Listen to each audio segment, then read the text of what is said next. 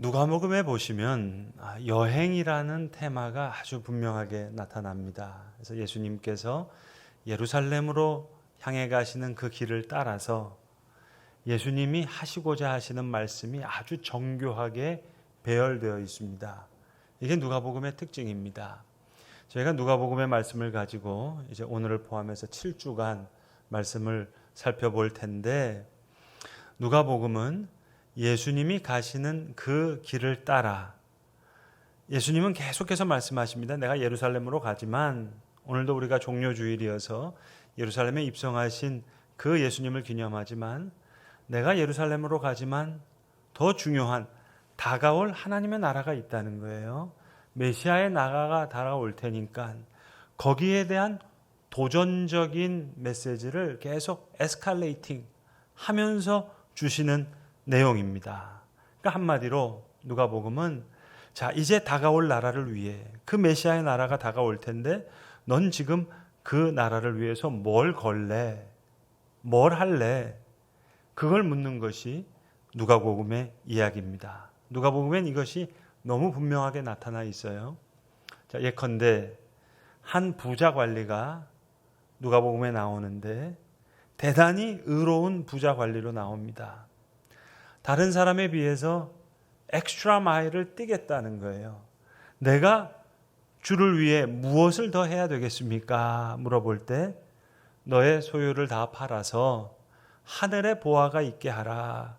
그리고 와서 나를 따르라 이야기하시는데, 주님 말씀을 이 관리가 도저히 따를 수 없는 거예요. 따르지 못하거든요.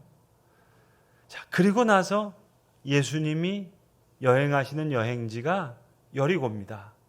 여리고는 바로 예루살렘 문턱에 있는 그곳입니다. 그 여리고에서 소경 바디메오를 만나시고, 그리고 삭개오를 만나시는 거예요. 삭개오는 불의한 관리입니다.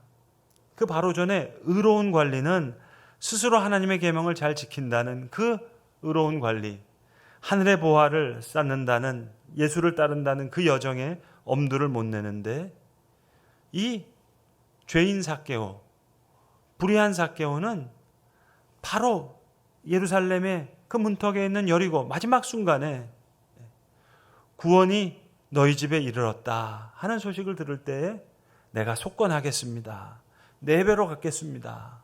완전히 자기의 모든 것을 하나님 앞에 내어놓는, 주님 앞에 자신의 삶을 내어드리는 모습으로 나타나거든요.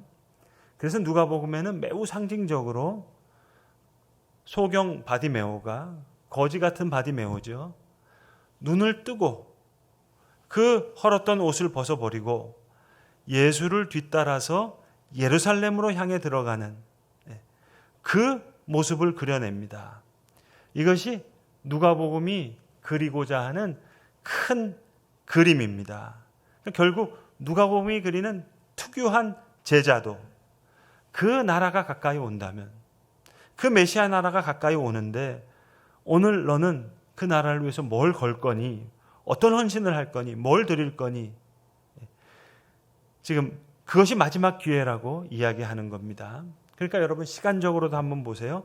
그 의로운 부자, 그 관리, 결국 마지막 기회를 놓친 거예요. 시간이 많았다고 생각했겠죠. 예수님 예루살렘에 들어가시면 뒤따라가서 만날 수 있다고 생각했겠죠. 근데 그로부터 예수님은 채 한 달이 안 되는 시간에 십자가에 달려 돌아가시거든요. 그러니까 시간적으로 봐도 예수님의 마지막 콜링입니다. 그 마지막 제자의 자리로 그 부자 관리는 부름을 받지 못하는 거예요. 그 부르심을 스스로 걷어차게 되는 거예요. 그러니까 이 의로운 관리에겐 never, ever, never 그 기회가 다시 주어지지 않는 겁니다. 그러나 반대로 아주 불의한 관리 삭개오예요. 근데 기회가 왔을 때 자기의 것을 포기하고 예수님 앞에 회개하는 거예요. 그 구원이 그 집에 임하는 그 순간 이 회개의 이 기회를 포착하는 거예요. 누가복음은 이걸 굉장히 정교하게 기록하고 있고 배열하고 있습니다. 지난주 새벽 기도 시간에 일주일 내내 저희가 누가복음 16장을 함께 살폈는데요. 그 누가복음 16장을 저와 함께 살펴보신 분들은 더 정확하게 아실 거예요. 누가복음 16장에 두 가지 비유가 나옵니다. 하나가 불의한 청지기. 그런데 마지막 기회를 선용했어요. 그 비유의 말씀이 나오고 이어서 부자와 거지 나사로의 이야기가 나옵니다. 이 16장의 비유도 오늘 제가 말씀드린 그 틀에서 아주 정교하게 비유를 말씀하시는 겁니다. 그리고 17장을 지나서 이제는 비유의 말씀이 아니에요. 실제적인 상황이 18장에 말씀드린 그 의로운 부자 관리의 얘기가 나오고, 그리고 19장에 마지막 예루살렘 바로 앞에 있는 여리고에서 그 삭개오를 만나시는 장면으로 나옵니다. 그러니까 16장부터 모든 것이 정교하게 기록되어 있고 배열되어 있는 그런 내용입니다. 그러니까 예수님이 예루살렘을 향해서 가시면서 예수님께서 하시고자 하시는, 말씀하시고자 하시는 누가복음의 제자도가 아주 정교하게 배열되어 있는 그런 복음서, 이게 누가복음입니다. 여러분, 누가복음은 대단히 무서운 복음서예요. 이거 함부로 읽으시면 안 됩니다. 읽지 마세요, 여러분. 자, 여러분, 오늘 종려주일입니다. 예루살렘에 입성하시는 예수님을 따라 원컨대는 오늘 우리도 소경 바디메오처럼 다시 눈을 뜨고 우리의 헌 옷을 벗고 예수를 뒤따라 갈 수 있다면 참 좋겠습니다. 여리고의 삭개오처럼 주의 구원이 임할 때 주의 계명을 사랑하게 되는 그런 은혜도 우리에게 함께 임할 수 있기를 간절히 기도합니다. 오늘 본문에도 예수님의 이 여행 테마가 계속되고 있어요. 이 유월절이 하나님의 나라가 이루어지기까지 이제 나는 다시는 먹지 아니할 거다. 예수님 그런 말씀을 하십니다. 예루살렘을 향해서만 가신 게 아니라 그게 끝인 줄 알았는데 다시 오시겠다는 말씀을 하시는 거예요. 그래서 내가 이제부터는 하나님 나라에 임할 때까지 포도나무에서 난 것을 다시 마시지 아니하리라. 하나님 나라가 임할 때까지 다시 먹지 아니하시겠대요. 하나님 나라가 임할 때까지 포도나무에서 난 것을 다시 마시지 않으시겠대요. 지금 예수님 제자들과 유월절 만찬을 하시는데 지금 나누는 이 유월절은 하나의 예표라는 거예요. 전형이라는 거예요. 그림자라는 거예요. 내가 다시 올 때 이 세상에서 펼쳐질 진정한 테이블 펠로십, 그게 임할 때까지 나는 다시 먹고 다시 마시지 아니하리라. 무슨 말씀입니까? 우리에게 다시 오시는 그 여정을 말씀하시는 거예요. 사랑하는 성도 여러분, 재림은 총론이 있고 강론이 있습니다. 하나님 나라의 임함, 그리스도께서 다시 오심, 초우주적인 사건이죠. 이 지구의 반경과 물질의 세계의 한계를 뛰어넘는 놀라운 사건이에요. 우리는 그걸 사모하고 찬양하고 기뻐합니다. 원수에 대해서도 양과 염소가 갈리듯이 완전히 갈라지게 될 거예요. 그런데 여러분, 중요한 것은 강론으로 들어가면 예수님의 다시 오심, 그 재림은 충성된 종과 불충한 종의 계수의 시간으로 들어가는 거예요. 그러니까 복음서에 예수님, 너희가 울며 이를 갈 것이 있을 것이다, 울며 이를 갈 사람이 많다는 말씀, 그것은 울며 이를 갈며 지옥으로 가는 심판이 아니라 예수를 믿었던 제자들에게 넌 그동안 뭘 했니? 어떻게 살았니? 하나님의 상주심, 하나님의 그 판단하심, 그 계수의 시간으로, 그 하나님의 상주심의 시간으로 우리를 분명히 만나신다는 거예요. 이게 재림의 강론입니다. 예수를 안 따른다든지 믿지 않은 사람이 아니라 예수를 믿는다고 하는 제자들에게 예수님께서 계속해서 여행의 테마로 말씀하시는 거예요. 여행 갔다 돌아오는 왕의 얘기로, 멀리 타국에 갔다가 돌아오는 그 주인의 이야기로, 그럼 돌아온 주인이 종들에게 계수하자 그러잖아요. 그 계수의 시간이 제자된 우리들에겐 예수님의 재림의 시간인 거예요. 하나님의 나라가 임할 때까지 나는 다시 먹지 않을 거야. 하나님 나라가 임할 때까지 나는 포도나무에서 난 걸 마시지 않을 거야. 그러면서 자, 이 잔을 가지고 너희 서로 사귀라. 내가 줄 잔은 이것이니 너희가 이것을 기념하라. 계속 말씀하시는 거예요. 예수님 지금 계속해서 원수들 이야기하시는 것이 아니라 제자들에게 말씀하시는 거예요.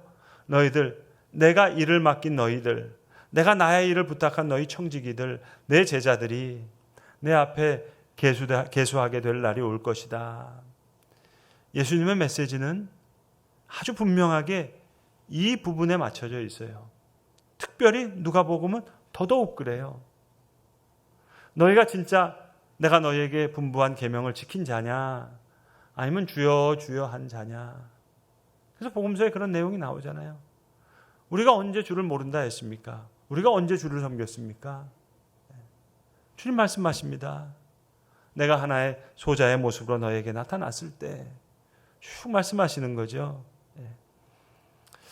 여러분, 우리가 소위 우리가 믿는, 우리가 사랑하는 복음, 오직 은혜로 구원 얻었다 하는 그 복음, 예수 믿고 천당 가는 건데, 그것이 은혜인데, 끝까지 우리를 사랑하셨던 그 사랑이면 충분할 텐데, 목사님 뭘 또 계수의 시간이 나오고 그러면 그건 천당이 아니라 그냥 900당, 90당 정도밖에 되는 건 아니지 않습니까? 하실지 모르겠어요. 근데 여러분, 주의 재림은 둘 중에 하나가 일어나는 것이 아니라 총론과 강론이 다 함께 일어나는 거예요. 종합적으로, 온전하게, 홀리스틱하게 다 일어나는 겁니다. 그래서 여러분, 요한계시록에도 보면은 두 책이 나오잖아요. 책이 하나가 아닙니다. 두 책이 나옵니다. 생명책이 나오고, 그리고 우리의 상급에 대한, 우리 믿는 자들의 믿음의 행위에 대한 두 책이 천국에서 펼쳐지는 거예요. 나의 상급에 대한 주님의 판단. 우린 천당, 그저 모든 것이 내 입맛에 맞는 그저 완벽한 세상이겠지. 우리는 내가 생각하기 좋아하는 방식대로 성경을 보니까 알게 모르게 우리 머릿속엔 자동 삭제 기능이 아주 잘 발달되어 있어요. 그러니까 예수 믿고 천당, 그것만 생각하고, 예수님이 우리 심부름꾼들에게, 청지기들에게, 사랑하는 제자들에게 다시 오심, 계수의 시간이라는 거, 요즘 청소년 용어로 하면 안 들을래 이렇게 되는 거죠. 여러분, 금송아지가 뭡니까? 이스라엘 백성들이 하나님을 안 믿고 금송아지를 섬겼다는 얘기가 아니에요. 금송아지를 만들어 놓고 이걸 하나님이라고 얘기한 거예요. 그게 금송아지입니다. 내가 믿고 싶은 하나님, 내가 듣고 싶은 하나님의 말씀, 그게 금송아지예요. 저 시내산 밑에서만 금송아지가 있었던 게 아니고, 오늘 우리에게도, 오늘 우리 성도들의 마음속에도, 그리스도의 몸된 교회라고 불러진 우리 교회 안에도 이런 금송아지가 많습니다. 내가 보고 싶은 하나님, 내가 듣고 싶은 말씀, 내가 믿고 싶은 하나님. 메시아의 놀라운 은혜 이야기하는 것, 이거 은혜죠. 정말 맞는 말씀이죠. 그런데 그 은혜로운 예수님께서 꼬박꼬박 마지막까지 동시에 예루살렘을 가시는 그 장소에까지, 아니 6월절 만찬을 베푸시면서도 나는 다시는 먹지 않을 것이다, 다시는 마시지 않을 것이다 하시는 그 순간까지도 동시에 너 계수할 날이 있다, 계속해서 이야기하시는 거거든요. 여러분, 엄마가 사랑하는 아들에게 많은 얘기를 하죠. 밥 먹어라, 그것도 사랑이죠. 손 씻어라, 그것도 사랑이죠. 이 닦아라, 그것도 사랑이죠. 공부해라, 그것도 사랑이죠. 하나에서부터 10까지 모든 게 사랑이에요. 그런데 어떤 아들은 아주 그냥 자동 삭제 기능이 발달되어 있는 게 있어요. 밥 먹어라 그럴 땐 나오는데, 공부해라 그러면 안 들을래 이럽니다. 여러분, 율법의 행위로 구원 얻는다는 얘기가 아니에요. 주의 계명을 사랑하게 되는 것, 그게 은혜입니다. 여리고의 삭개오처럼. 지금 삭개오가 내가 율법을 지킴으로 내 공로로 구원을 얻겠다는 얘기가 아니에요. 하나님의 은혜가 임했어요. 하나님의 계명을 사랑하게 됐어요. 그것도 삭개오에게 임한 은혜입니다. 삭개오야 내려와라. 그것도 은혜고, 내가 오늘 너의 집에 유하겠다. 그것도 은혜고, 내가 내 배로 갖겠습니다. 그 말을 할 수 있게 된 것도 하나님이 삭개오에게 주신 은혜예요. 어떻게 삭개오가 그런 말을 할 수 있겠어요? 의인은 없나니 하나도 없어요. 그래서 그토록 의롭게 살려고 했던 의로운 부자 관리도 주님의 말씀에 응답하지 못했잖아요. 그런데 여리고의 삭개오는 그 마지막 순간에 예루살렘의 문턱에서 은혜로 구원을 얻고 또 은혜로 하나님의 계명을 지키고 사랑하게 된 거예요. 삭개오야 내려와라. 내가 오늘 너희 집에 유하여야 되겠다. 그뿐만이 아니라 내가 누군가에게 토색한 일이 있다면 네 배를 갚겠습니다. 속건하겠습니다. 최고의 속건제를 드리겠습니다. 하나님의 계명을 사랑하게 되었어요. 그 은혜가 삭개오에게 함께 임했던 은혜입니다. 사랑하는 성도 여러분, 주의 재림, 예수님의 다시 오심, 그건 미래적인 사건이 아니라 현재적인 사건이에요. 이게 역설이죠. 예수님 다시 오신다. 그게 언제냐, 몇 년이냐, 그 이야기가 아니라 복음은 오는 세상에 대한 영원한 안식을 사모하게 될 때 거기서 끝나는 것이 아니라 이 세상에서의 한 시간의 회개, 한 시간의 순종, 한 시간의 선행으로 이어지게 되는 거예요. 그러니까 재림신앙은 역설적으로 오늘 나의 하루를 어떻게 살까? 예수님 오실 그날을 늘 이야기하면서 예수님 말씀하시는 거예요. 너는 오늘 뭘 걸래? 뭘 준비할래? 오늘 너가 하는 그 순종, 오늘 한 시간의 그 헌신, 그것은 다가오는 하나님 나라에서 너에게 찾아오는 큰 복이 될 거야. 이 둘을 우리 주님은 함께 말씀하십니다. 여러분, 오늘 우리가 읽은 본문 가운데 잔이 2번 나오는 거 보셨어요? 아마 술 좋아하시는 분은 딱 알아차렸을 텐데, 다른 복음서엔 잔이 1번 나오는데요, 누가복음에만 잔이 2번 나옵니다. 옛날 얘기인데요, 제가 알던 집사님 되시기 전에 술을 참 좋아하시는 분이었어요. 근데 이분이 이제 세례를 받고 이제 처음 성찬을 하게 되는데, 옛날에는 세례 받아야지 성찬할 수 있었으니까 성찬을 하게 되는데, 교회에서 목사님이 먼저 떡을 나누시더래요.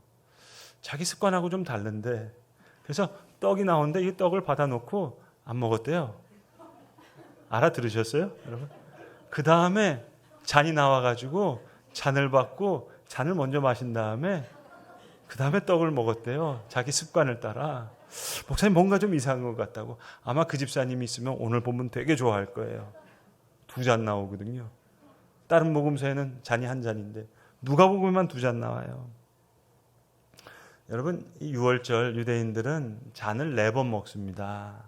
아마 이 성전이 무너지고 난 다음에 수르바벨 성전이 있고 난 그 제2성전 시대부터 유월절 그 하나의 형식이 된 것 같아서 아마 예수님 당시에도 유월절에 4잔을 먹었던 것 같은데, 오늘 17절에 첫 번째 잔이 나오고 그다음에 20절에 두 번째 잔이 나오는데, 17절에 나오는 이 잔을 4잔 중에 첫 번째 잔으로 이해하고 20절에 나오는 이 두 번째 잔을 4번째 잔 중에 3번째 잔으로 이해합니다. 그러니까 유월절 유대인들이 지금도 처음 먹을 때 처음 잔은 성결의 잔이에요. 2번째 잔은 재앙의 잔입니다. 그러니까 아버지가 아들에게 그 애굽에서 있었던 10가지 재앙을 쭉 이야기하면서 잔을 마시는 거예요. 재앙의 잔. 그리고 3번째가 구속의 잔입니다. 그리고 예수님 지금 식사 후에 잔을 가지고 축사하셨다. 이걸 3번째 잔으로 생각하는 거예요.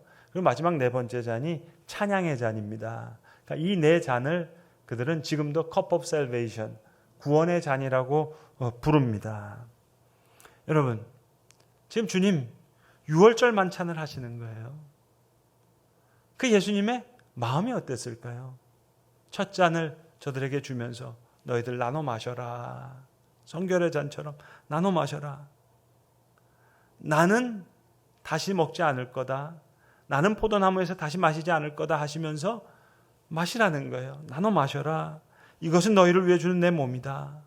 이 잔은 내 피로 세우는 새 언약이니 너희를 위해서 붓는 것이다.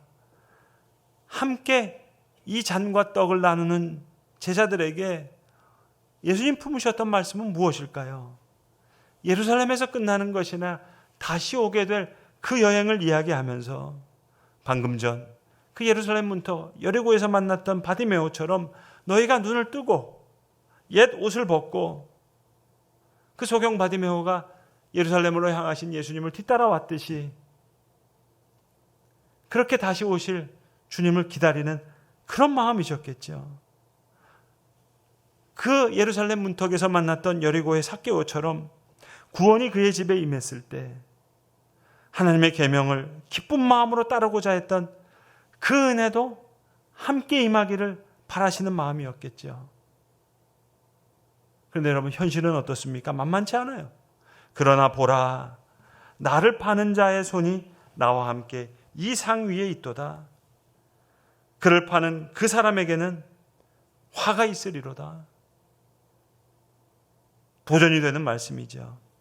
내가 다시 먹고 다시 마시지 아니하리라. 주님 다시 오시는 그 시간, 그 시간은 초월적인, 초우주적인 시간임과 동시에 우리 믿는 자들에게는 하나님의 상 주심, 하나님의 칭찬과 판단, 그 계수의 시간 안에서 우리를 분명히 만나 주신다는 말씀이에요. 사랑하는 성도 여러분, 오늘 종려주일 예루살렘에 입성하신 그 예수님을 찬양할 뿐만 아니라 다시 오실, 우리에게 다시 오실 그 주님을 기쁨으로 맞이하는, 마치 여리고의 삭개오처럼 주님 말씀하신 그 분부하신 바를 기쁜 마음으로 따르는, 그리고 감겼던 눈을 뜨고 새 옷을 입고 주님을 뒤따라 나섰던 소경 바디메오처럼 그런 누가복음의 제자도의 축복이 종려주일에 기쁜 마음으로 예배하는 저와 여러분에게 임할 수 있기를 간절히 기도합니다. 기도하겠습니다. 아버지 하나님, 예수님 예루살렘에 입성하셨던 종려주일을 우리가 기념하며 예배하고 있습니다. 그 예루살렘 문턱에서 그 여리고의 소경 바디메오처럼 다시 눈을 뜨고 예루살렘을 향해 가신 주님을 뒤따라갔던 그 모습이 우리의 모습 되기를 원합니다. 오늘 이 종려주일 예루살렘에 입성하신 예수님을 찬양할 뿐만 아니라 다시 우리에게 오실 그 주님을 기쁨으로 맞이할 수 있는 저 여리고의 삭개오와 같은 그 제자됨의 은혜가 우리에게 있게 하여 주시옵소서. 우리 구주 예수 그리스도의 이름으로 기도합니다. 아멘.